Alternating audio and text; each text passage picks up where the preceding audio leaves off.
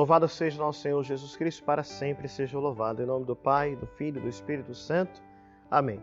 Meus queridos irmãos, minhas queridas irmãs, estamos na oitava de Páscoa, segunda-feira, hoje, e nós iremos meditar o Evangelho de Mateus 28, de 8 a 15. Diz o Evangelho: naquele tempo, as mulheres partiram depressa do sepulcro. Estavam com medo, mas correram com grande alegria para dar a notícia aos discípulos. De repente, Jesus foi ao encontro delas e disse: alegrai-vos. As mulheres aproximaram-se e prostraram-se diante de Jesus, abraçando seus pés. Então Jesus disse a elas: não tenhas medo, ide anunciar aos meus irmãos que se dirigem para a Galileia, lá eles me verão. Quando as mulheres partiram, alguns guardas do túmulo foram à cidade e comunicaram aos sumos sacerdotes tudo o que havia acontecido. Os sumos sacerdotes reuniram-se com os anciãos, deram uma grande soma de dinheiro aos soldados, dizendo-lhes: dizei que os discípulos dele foram lá durante a noite e roubaram o corpo, enquanto vós dormíeis. Se o governador ficar sabendo disso, nós o convenceremos. Não vos preocupeis. Os soldados pegaram o dinheiro, agiram de acordo com as instruções recebidas, e assim o boato espalhou-se entre os judeus até o dia de hoje. Palavra da salvação, glória a vós, Senhor.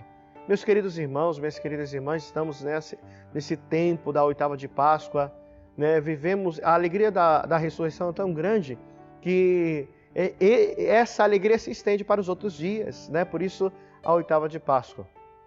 E hoje o Evangelho, nós vemos as mulheres, aquelas mulheres que choravam, que estavam acompanhando Jesus no seu caminho da via dolorosa até o Calvário, agora vão ao túmulo e se deparam com uma grande surpresa, Viram o túmulo vazio. E de repente Jesus foi ao encontro delas e disse: alegrai-vos. E as mulheres se aproximaram, diz o Evangelho, se aproximaram e prostraram-se diante de Jesus, abraçaram os seus pés, É um gesto de carinho, de amor e também de surpresa, É claro que há um susto, porque elas viram há poucos dias o Senhor morto e agora o vê vivo. E Jesus quer dissipar toda a sombra de medo. Não tenhas medo. E motiva elas a anunciarem aos outros aonde que eles o verão na Galileia. Meus queridos irmãos, minhas queridas irmãs, o Senhor Ele quer tirar todo o medo, até mesmo da morte. Mesmo que a morte, por pior maneira que ela se manifesta diante de nossos olhos, das diversas formas, ela nos assusta. O Senhor nos prova para nós, através da sua própria vida agora ressuscitada, que ela não tem a última palavra.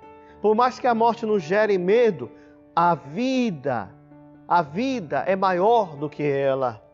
O que deu lugar à morte foi a vida, meus queridos irmãos e irmãs. E a vida do ressuscitado sempre há de vencer na vida daquele que crer também verdadeiramente, Hoje é o Senhor que ressuscitado, como foi em direção àquelas mulheres, vem em direção a nós para nos arrancar de nossos túmulos, para nos arrancar de todo medo, para nos arrancar de tudo aquilo que nos assusta e que nos mantém enterrados.